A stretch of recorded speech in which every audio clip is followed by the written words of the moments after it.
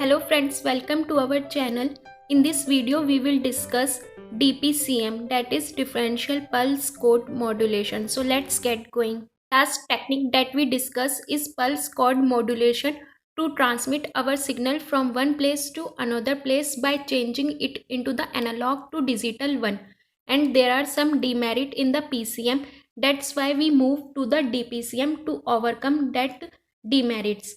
When a voice or a video signal is sampled at a rate slightly higher than the Nyquist rate, as usually done in the PCM, the resulting sampled signal is found to exhibit a high degree of correlation between the adjacent sample. What do you mean by the high degree of correlation? The signal does not change rapidly from one sample to the other. Therefore, the encoded signal contains the redundant information. As you can see in this diagram, here the encoded symbol have the same bit. So what we do, we try to remove this redundancy before the encoding, and we obtain a more efficient coded signal, which is the basic idea behind the DPCM. And the second thing is the quantization error in the PCM. The maximum quantization error is given by plus minus del by 2, where the del is the maximum voltage minus minimum voltage divided by 2 की power n. Del is the step size of the symbol, and the n, small n, is the encoded bit used for the symbol. In any technique, our requirement to decrease the noise. So there are two methods to decrease the quantization noise.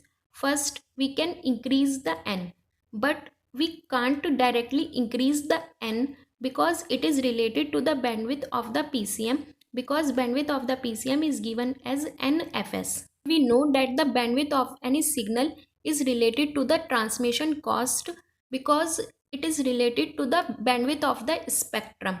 So we always try to save our transmission cost. So we can't increase the n value directly. Second option is to decrease the step size, that is related to the maximum and the minimum voltage of the signal.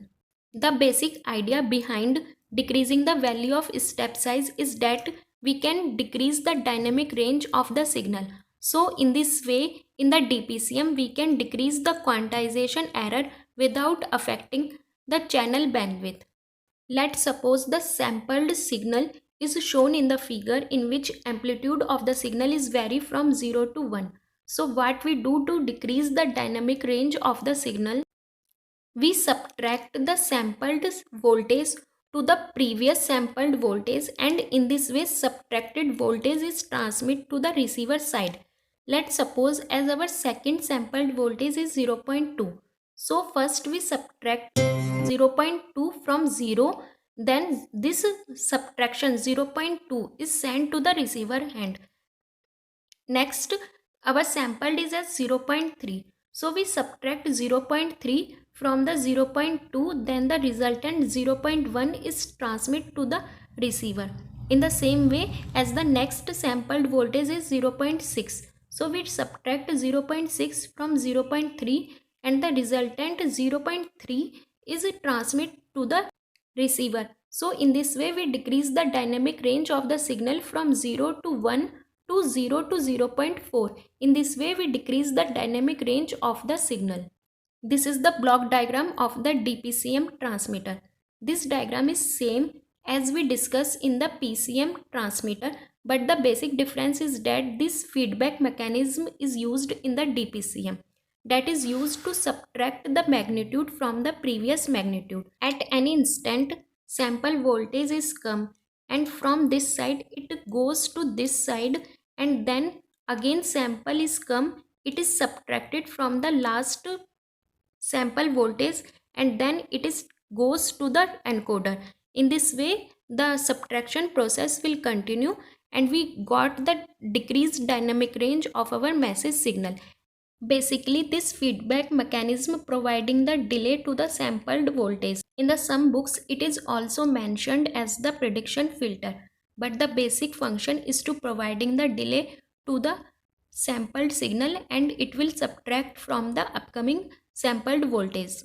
At the receiver side, just opposite of the transmission side mechanism is performed. At the transmitter side, we perform the subtraction mechanism, but at the receiver side, we perform the addition mechanism. At the receiver, upcoming signal is added by the previous sample that is provided by the delay.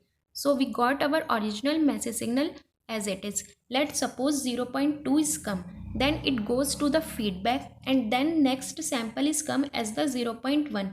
so this 0.1 is add up to the 0.2, and then we got our third sample as the 0.3. so in this way entire mechanism will perform and we got back our original message signal as it is. As by this mechanism quantization error will reduce, so the DPCM provide the better SQNR, that is signal to noise ratio. Because noise is reduced, so the signal to noise ratio will be better as compared to the PCM. Second one is that bandwidth requirement of DPCM is very less as compared to the PCM, because number of bit used in the representation of one sample is less as compared to the PCM.